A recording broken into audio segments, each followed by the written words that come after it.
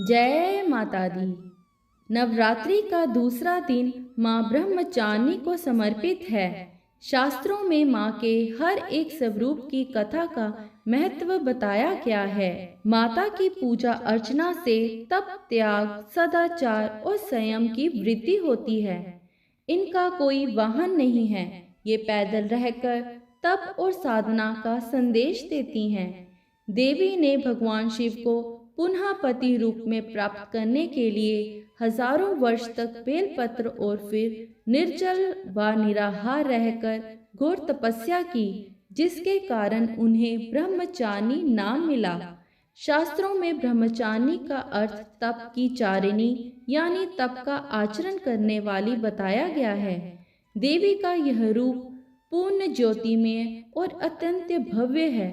इस देवी के दाएं हाथ में जप की माला है और बाएं हाथ में यह कमंडल धारण किए हैं। माँ ब्रह्मचारिणी को पीला और सफेद रंग बहुत ही प्रिय है।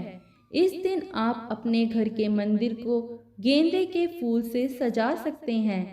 पीले या सफेद रंग के वस्त्र पहनकर पूजा करने से माँ ब्रह्मचारिणी शीघ्र प्रसन्न होती हैं। माँ ब्रह्मचारिणी को मिश्री, दूध और पंचामृत का भोग लगाना चाहिए। चलिए अब हम ब्रह्मचारिणी की पावन कथा को सुनते हैं। पौराणिक मान्यताओं के अनुसार ब्रह्मचारिणी माता ने पुत्री बनकर पर्वतराज हिमालय के घर जन्म लिया। माता भगवान शंकर को पति के रूप में पाना चाहती थी। अपनी इस इच्छा को पूरा करने के लिए नारद जी की सलाह पर माता ने कठोर तप किया।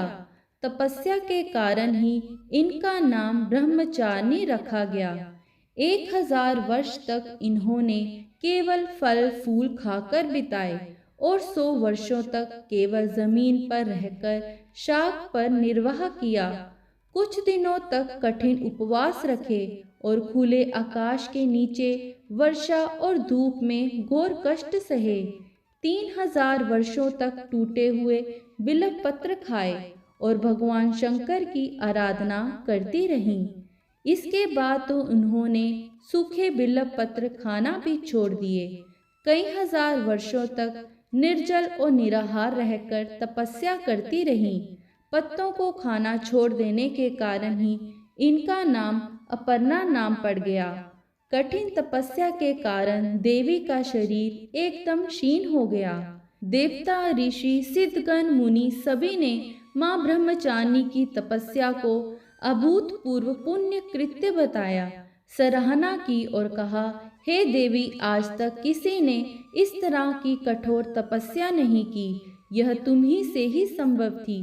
तुम्हारी मनोकामना परिपूर्ण होंगी और भगवान चंद्रमौली शिव जी तुम्हें पति रूप में प्राप्त होंगे। अब तपस्या छोड़कर घर लौट जाओ।